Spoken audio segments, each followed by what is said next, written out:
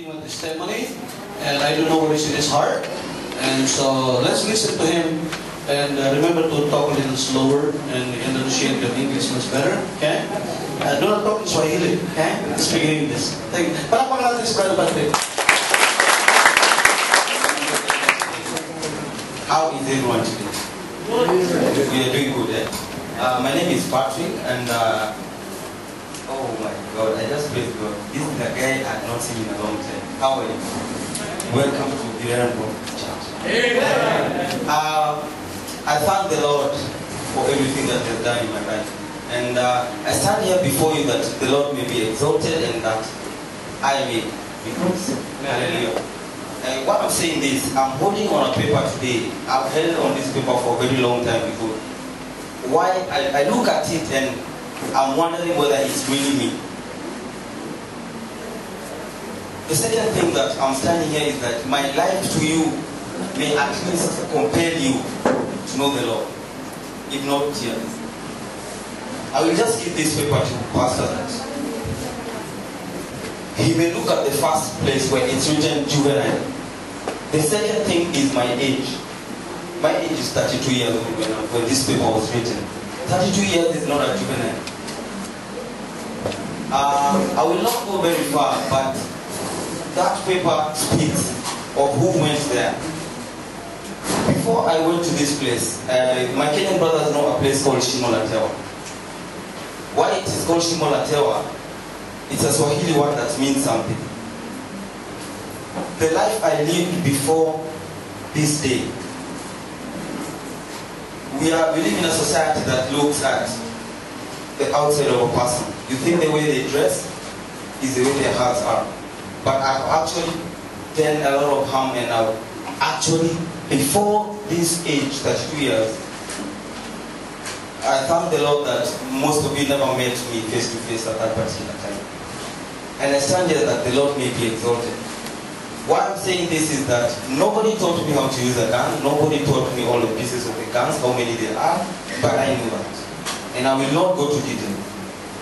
I will speak my life after that. I went inside, I got arrested. I used to steal cars, and I couldn't think of that because I can say I thought I was a clever thief, but that's where I landed.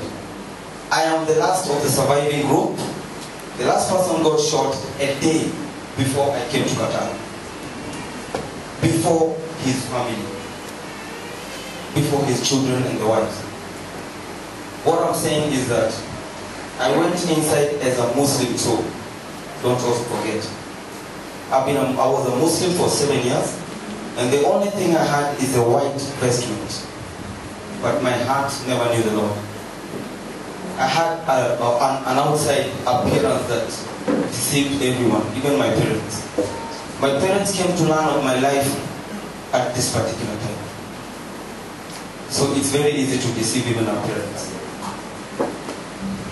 I will not make it long, but I'll just narrow it to tell you that why I hold on this paper is because I was found guilty.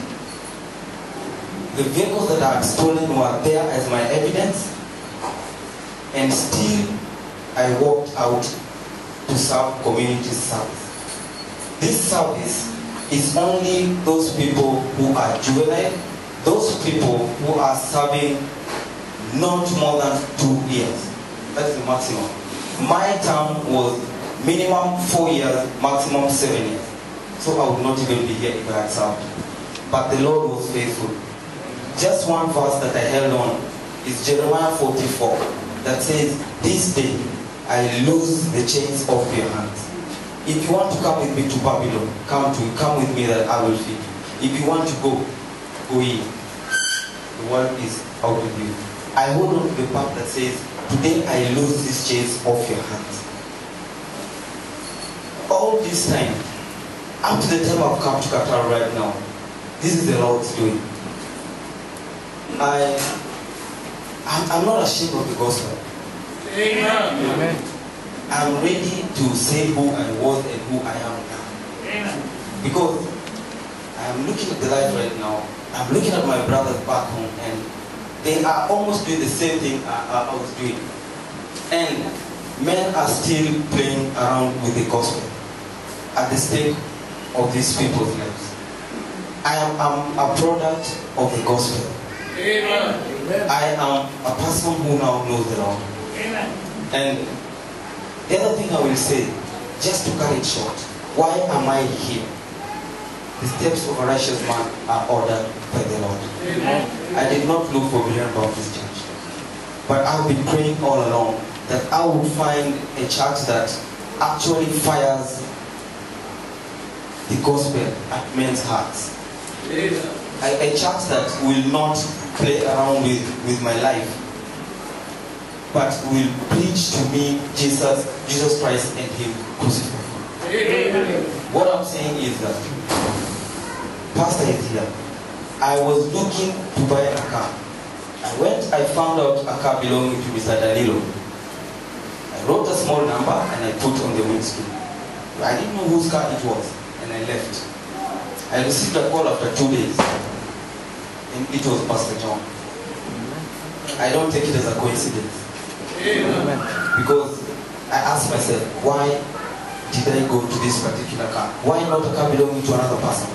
Why the pastor? I have been praying for a church that is Bible-based. Amen. A church that there is weight in the preaching and not pampering men's hearts. And I will be very honest, I was telling the pastor that what I was looking for I found. Because to be in Berean Baptist Church is a blessing. And I'm not saying this because he told me to say it.